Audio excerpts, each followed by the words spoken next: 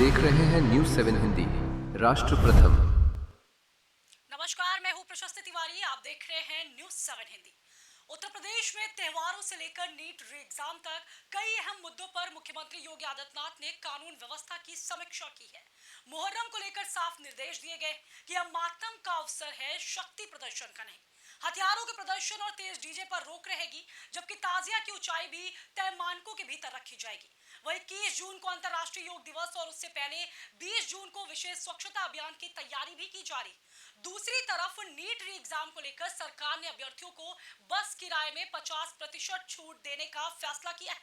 लेकिन सबसे ज्यादा चर्चा उस फैसले की हो रही है जिसमें केंद्र सरकार ने 22 जून तक टेलीग्राम पर अस्थायी रोक लगाने का निर्णय लिया है। दावा है कि इससे अफवाहों और फर्जी पेपरों के प्रसार पर लगाम लगेगी। मगर बड़ा सवाल ये उठता है कि क्या सिर्फ टेलीग्राम पर कार्रवाई से पेपर जो है वो एक पेपर लीक बीमारी जो है वो गंभीर समस्या है, गंभीर अपराधों पर इससे रोक लग सकेगी या फिर इसके और कड़े व्यापक कदमों की जरूरत है। फिलहाल इसी मुद्दे पर चर्चा करने के लिए हमारे साथ जुड़ चुके हैं हमारे editor in chief Anup Dubey ji. Anup ji, आवाज आ रही है आपको? ये आवाज मिल रही है। अनूप जी, सीएम योगी ने कानून व्यवस्था की समीक्षा में त्योहारों और नीट परीक्षा को प्राथमिकता दी है। इस बैठक के सबसे अहम निर्देश जो हैं, आप किन्हें मानते हैं? देखिए प्रशिष्टि, कुछ मामलों में मुख्यमंत्री एकदम अस्पष्ट हैं। उन्होंने कल जब रात में वो बैठक कर रहे थे तो 75 जिलों के डीएम और लॉ एंड ऑर्डर के लोगों को बुला के बातचीत कर रहे थे। उसमें सबसे पहले सख्त लहजे में उन्होंने कहा कि जो मुहर्रम का त्योहार है, मुस्लिम वर्ग के लिए जो मुहर्रम का त्योहार है, ये मातम का त्योहार होता है और मातम में डीजे ढोल नगाड़े के साथ और जितनी तेज आवाज में इनके वो निकलती हैं जिसको हम जुलूस कर सकते हैं, उस पे उन्होंने सीधे प्रतिबंध लगाया। कहा कि एक तरीके में सभ्य तरीके से ये निकाले अपनी जुलूस को, और जो ताजिया होता है उसका भी एक मानक होगा। ये नहीं कि एक हाइट तक जहां तक बना दें, उसके बाद कहीं तार में या कहीं कोई। देखिए, मुख्यमंत्री इन सब चीजों को इसलिए बखूबी समझते हैं क्योंकि इन सब चीजों को गोरखपुर सांसद रहते हुए उन्होंने प्रशासन के साथ बैठ के बात करते हुए हमने भी उनको देखा है, और वो एक एक चीज पे अपनी निगरानी रखते हैं। हाँ, जो आप कह रही थी कि जो चैलेंज है, चैलेंज सबसे बड़ा है 21 जून। 21 जून को चूंकि नीट का पेपर होना है, उसी समय योग दिवस है। भारतीय जनता पार्टी की सरकार योग दिवस को भी बड़े हर्षोल्लास के साथ मनाती है, उसकी ब्रांडिंग भी करती है, यानी कि प्रेरित करती है योग के लिए। अब यह देखना होगा, प्रशासन के लिए सबसे बड़ी चुनौती यह है कि एक तरफ योग दिवस है, एक तरफ नीट का पेपर है। अब नीट के पेपर में जहां सोशल मीडिया पे प्रतिबंध लगाया गया है, टेलीग्राम पे प्रतिबंध लगाया गया, हो सकता है कि 21 तारीख को फेसबुक पे भी कहीं ना कहीं, मुझे ऐसा लग रहा है कि अगर लगता है प्रशासनिक लोगों को कि इससे भी कुछ चीजों में छेड़छाड़ हो सकती है, तो फेसबुक पे भी रोक लगाया जा सकता है। मगर ये कहीं ना कहीं प्रशासन के लिए एकदम, ये समझिए, एक ऐसा चैलेंज है प्रशिष्टि कि आप ये कह लीजिए उत्तर प्रदेश सरकार के लिए भी सम्मान की बात आ गई है, क्योंकि रिकॉर्ड ये कहता है कि उत्तर प्रदेश में सबसे ज्यादा पेपर लीक के मामले पाए जाते हैं। प्रशिष्टि, ठीक है अनूप जी, मुहर्रम को लेकर सरकार ने ये साफ कहा है कि ये मातम का अवसर है, शक्ति प्रदर्शन का नहीं है। हथियारों के प्रदर्शन, तेज डीजे और जो तय सीमा है, ऊंचे ताजियों पर रोक की भी बात कही गई है। तो ये जो निर्देश है, इनका पालन सुनिश्चित करना प्रशासन के लिए कितना बड़ा चुनौतीपूर्ण काम होगा? क्या ये जो है प्रशासनिक निर्देश इसे माना जाए या इसके पीछे कोई राजनीतिक संदेश भी है? नहीं, देखिए, कोई राजनीतिक संदेश नहीं है। कुछ हमारे मुसलमान मित्र भी हैं, कलीग हैं, जिनसे मेरी बातचीत हुई। उन्होंने जब कल इस टाइप का निर्णय मुख्यमंत्री ने लिया तो मैंने उनसे बातचीत किया। उन्होंने स्पष्ट कहा कि अनूप भाई, ये कोई हर्षोल्लास का त्योहार नहीं है, और जिस तरीके से असलहों को कहिए या ये कहिए कि तलवार जिस तरीके से भाजे जाते हैं, वो इसका बिल्कुल त्योहार, वो जो भी मुस्लिम वर्ग के लोग भी मुख्यमंत्री के निर्णय के साथ हैं। अब उसमें होता क्या है कि बहुत सारे ऐसे लोग, या ये मैं कह दूं उन्हें कि बहुत सारे उस जुलूस में असामाजिक तत्व आ जाते हैं, जिससे कि सरकार की शांति व्यवस्था भंग हो जाती है। तो निश्चित रूप में मुख्यमंत्री का जो ये निर्णय है, ये सराहनीय निर्णय है। बाकी अब जो अभी आपने जिक्र किया नीट पेपर को लेकर, वो कहीं ना कहीं प्रशासन और सरकार के लिए एक चुनौतीपूर्ण है। ठीक है अनूप जी, नीट पेपर की बात करें तो नीट अभ्यर्थियों को 50% किराया छूट देने की राहत का ये कदम दिया गया है। तो एक तरफ विपक्ष ये कह रहा है कि पहले परीक्षा व्यवस्था फेल हुई और अब राहत दी जा रही है, तो क्या ये डैमेज कंट्रोल की राजनीति है? नहीं, मुझे नहीं लगता कि देखिए, विपक्ष क्या कहता है, विपक्ष की बातों को हम ना करके जो अभी सरकार जो काम कर रही है, निश्चित रूप में देखिए विपक्ष सवाल खड़ा कर सकता है। ये बात सही है कि मैंने अभी पूर्व में आपको कुछ देर पहले बताया कि उत्तर प्रदेश में सबसे ज्यादा पेपर लीक के मामले पाए गए हैं। अब ये कहीं ना कहीं सरकार के लिए भी चुनौती है और प्रशासन के लिए भी चुनौती है, क्योंकि इसमें मुख्यमंत्री ने कल सख्त लहजे में स्पष्ट मीटिंग में बोला कि ये अब बर्दाश्त नहीं होगा। और जो 50% की आप बात कर रही हैं, तो एग्जाम है, निश्चित रूप में दूर दराज से बच्चे आते हैं, एग्जाम देने आते हैं। अगर उनको 50% की राहत दी गई है तो ये कहीं ना कहीं एक सराहनीय पहल है। विपक्ष इस पे क्या सवाल कुछ खड़ा करता नहीं, मुझे नहीं लगता कि ये राजनीतिक डैमेज कंट्रोल करने की कोशिश की गई है। चूंकि मुख्यमंत्री खुद भी बड़े संवेदनशील हैं, उन चीजों को बड़े मुझे लगता है कि बड़े करीब से हर चीज पे निगरानी रखते हैं। तो नीट का पेपर जो है, और नीट का पेपर तो आप देखिए ना कि इस समय बीजेपी सरकार या एनडीए सरकार के लिए कहीं ना कहीं इस समय बड़ा ये कहा जाए कि विपक्ष के लिए भाई नीट के जो ये फेल हुआ है या पेपर लीक हुआ है, उससे काकरोच पार्टी का निर्माण हो गया। तो कहीं ना कहीं ये एनडीए सरकार को भी लगता है, जो एनडीए सरकार में लोग बैठे हुए हैं उनको भी लगता है कि ये कहीं ना कहीं एक सम्मान का मामला है। और इसके बाद भी अगर पेपर लीक होता है तो निश्चित रूप में विपक्ष को एक बड़ा मौका मिलेगा। जहां 7 से 8 महीना सिर्फ उत्तर प्रदेश में चुनाव बचा है, अब वो कहीं ना कहीं विपक्ष इस मुद्दे को भुनाने में भी कामयाब हो जाएगी। इसीलिए इसी मद्देनजर रखते हुए कल रात 9 बजे कालीदास पे जिस तरीके की मीटिंग हुई है, हाई लेवल की मीटिंग रही है, प्रशिष्टि वो कोई आम मीटिंग नहीं थी। और मुख्यमंत्री ने सीधे साफ लहजे में कहा है कि जो आने वाले मुहर्रम के त्योहार हैं, 21 तारीख को हम योग दिवस भी मनाएंगे, 21 तारीख को नीट का पेपर भी है। इसमें कहीं से कोई लापरवाही हुई तो वो कहीं ना कहीं किसी को भी बकसने के मूड में उत्तर प्रदेश के मुख्यमंत्री योगी आदित्यनाथ नहीं है। प्रशिक्षित अनूप जी, कल जो बैठक हुई, योगी ने समीक्षा इसकी योग दिवस को लेकर भी की है। तो 20 जून को विशेष स्वच्छता अभियान और 21 जून को योग दिवस के बड़े आयोजन की तैयारी की जा रही, तो क्या सरकार इसे जन भागीदारी के अभियान के रूप में देख रही है?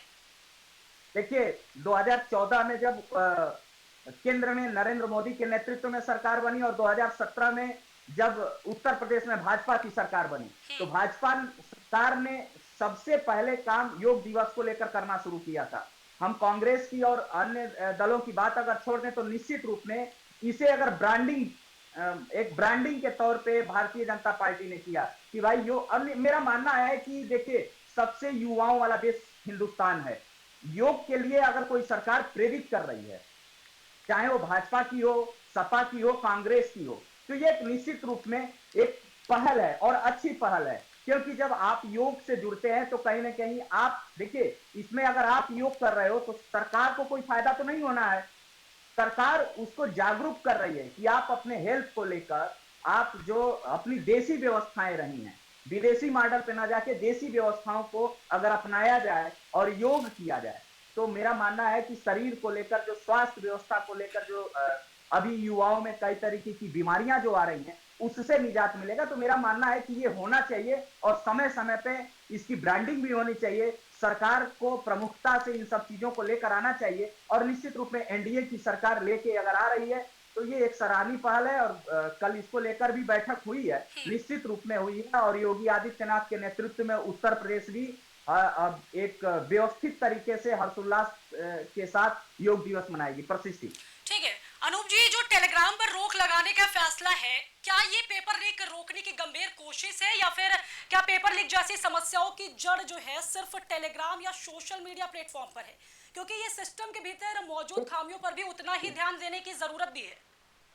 प्रशिष्टि, देखिए, इस बात से मैं बिल्कुल थोड़ा सा इससे हटूंगा। देखिए, टेलीग्राम रोकने से अगर पेपर लीक रुक जाता है तो मेरा मानना है कि सोशल मीडिया प्लेटफॉर्म को बैन कर देना चाहिए।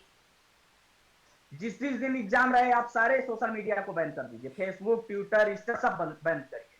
ठीक है अनूप जी, इसी से आपने जैसे बताया अनूप जी, आपने जैसे बताया कि ये जो टेलीग्राम अगर बंद भी हो जाता है तो क्या ऐसे जो नेटवर्क है, क्योंकि दूसरे प्लेटफॉर्म्स भी हैं सोशल मीडिया पर, तो वो भी मैं उस पर भी सक्रिय हो सकते उसी हैं लोग, ऐसे में स्थायी समाधान क्या हो सकता है? मैं बिल्कुल उसी पे आ रहा हूं जी। कि देखिए, अगर टेलीग्राम बंद होने से पेपर लीक रुक सकता है, हम्म। तो मेरा मानना है कि टेलीग्राम को बंद कर दीजिए, फेसबुक को बंद कर दीजिए, ट्विटर को बंद कर दीजिए, जी। क्योंकि ये देश के युवाओं के भविष्य का सवाल है। फेसबुक, ट्विटर, इंस्टा भविष्य नहीं बना रहा है। बिल्कुल। अगर भविष्य बन रहा है बैन होने से, तो आप बैन कर दीजिए, हम सरकार के और प्रशासन के साथ हैं। मगर अगर इन बैन होने के बाद भी पेपर लीक हो जा रहा है, तो फिर क्या है? तो इसका जवाबदेही कौन होगा? देखिए, केवल एक टेलीग्राम ही ऐसे सोशल मीडिया प्लेटफॉर्म नहीं है जो आप बैन कर दे रहे हैं। तो हाँ, निश्चित रूप में कहीं से सरकार को कुछ क्लू मिला होगा, टेलीग्राम को बैन किया गया है। सरकार को मतलब प्रशासनिक लोगों को, जिनको लीक पेपर सफलतापूर्वक कराने की जिम्मेदारी दी गई है, उन्हें मिला होगा, तो उन्होंने टेलीग्राम को बैन किया है। पर मेरी शुभकामनाएं हैं सरकार को और प्रशासनिक लोगों को कि वो नीट के एग्जाम को सफलतापूर्वक करा लें, क्योंकि देखिए, ये देश के भविष्य का सवाल है। और भविष्य जब अंधकार होगा, तो देश किसी भी देश में अगर युवाओं का भविष्य अंधकार होगा, तो आप मान के चलिए प्रशिष्टि, किसी भी देश के विकास में अवरोध पैदा हो सकता है, वो देश विकास नहीं कर सकता है। प्रशिष्टि, बिल्कुल। एक चीज और जानना चाहेंगे आपसे अनूप जी, मुख्यमंत्री योगी ने कानून व्यवस्था पर सख्त संदेश दिए। विपक्ष जो है वो अक्सर यूपी की कानून व्यवस्था पर सवाल उठाता है, तो ये जो कल समीक्षा बैठक हुई है योगी की, विपक्ष को जवाब देने की कोशिश इसको माना जाए? देखिए, कुछ मामलों में निश्चित रूप में चिटपुट घटनाएं हुई हैं, जिनको विपक्ष ने अपने एक जगह देने की कोशिश की है और एक आंकड़ा निकाला है। कभी कभी जैसे इनकाउंटर हुए हैं, जिसमें कुछ इनकाउंटर फॉल्स इनकाउंटर हो गए हैं, उस पे हाई कोर्ट ने सख्त लहजे में सरकार को फटकार लगाई है। पर अगर देखा जाए, योगी आदित्यनाथ के नेतृत्व में जो उत्तर प्रदेश में सरकार चल रही है, जीरो टॉलरेंस की, देखिए, इतना बड़ा प्रदेश है, घटनाएं हो सकती हैं। हर जगह आपको सुरक्षा नहीं दिया जा सकता है, हर जगह पुलिस प्रशासन के लोगों को नहीं लगाया जा सकता है। तो देखिए, इतना बड़ा प्रदेश है, कुछ घटनाएं हो जा रही हैं, कुछ देश सभावना में हो जा रही हैं, कुछ आपसी रंजिश में हो जा रही हैं। अब आपसी रंजिश तो सरकार सबको पता नहीं कर किससे क्या रंजिश है, किससे क्या लड़ाई हो सकती है। बात अगर फुल प्ले, अगर हमें लगता है कि कानून व्यवस्था की बात की जाए, तो कल मुख्यमंत्री ने सिर्फ ये बैठ के कहा है कि देखिए, जो गलत है वो बचने ना पाए, जो सही है वो फंसने ना पाए। तो मुख्यमंत्री ने साफ, देखिए, मुख्यमंत्री अपनी बातों से पीछे हटने वालों में से नहीं है। उन्होंने साफ कहा था कि अगर अवैध कब्जा है तो बुलडोजर चलेगा, अगर कोई समाज में असामाजिक तत्व है तो encounter, half encounter, full encounter होते रहेंगे। पर यह जरूर है कि उससे भी बचना है कि कहीं उसमें कुछ गलत निर्णय न हो जाए।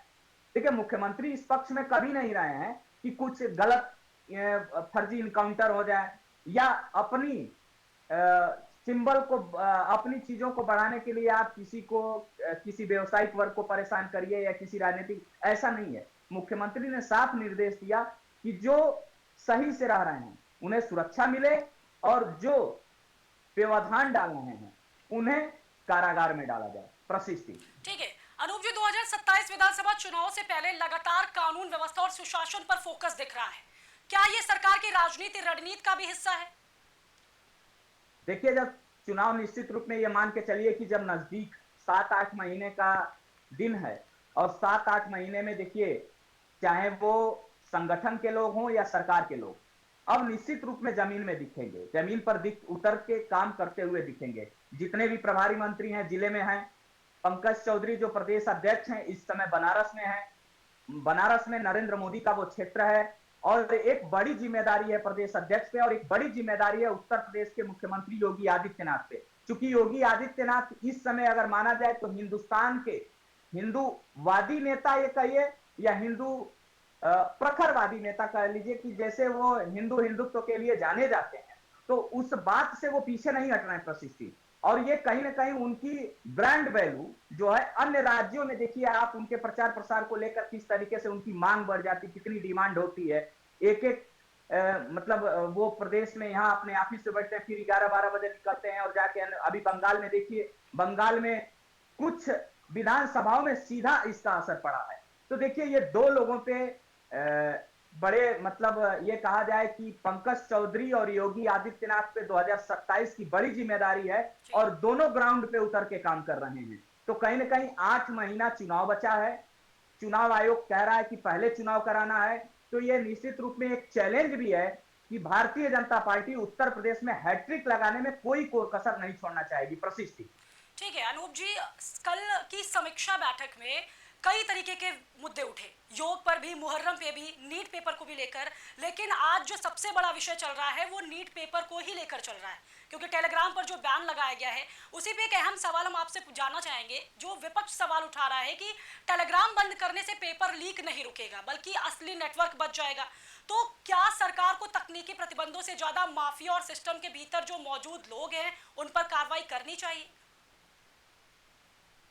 देखिए, मैं बार बार वही कह रहा हूं, टेलीग्राम रोकने से अगर एग्जाम सफलतापूर्वक हो जाता है तो मेरा मानना है 21 तारीख को 24 घंटे के लिए सारे सोशल मीडिया प्लेटफॉर्म को बैन कर दीजिए, चाहे वो फेसबुक हो, ट्विटर हो, इंस्टा हो, क्योंकि मैं कह रहा हूं ना कि ये तीनों चारों भविष्य नहीं है। जो नीट का एग्जाम देने जा रहे हैं वो देश के भविष्य हैं, देश का भविष्य सोशल मीडिया नहीं है। अगर एग्जाम सफलतापूर्वक हो जा रहा है तो मेरा मानना यह है कि बहुत सारे बच्चों के जो एग्जाम देने आ रहे हैं उनका भविष्य संवर जाएगा।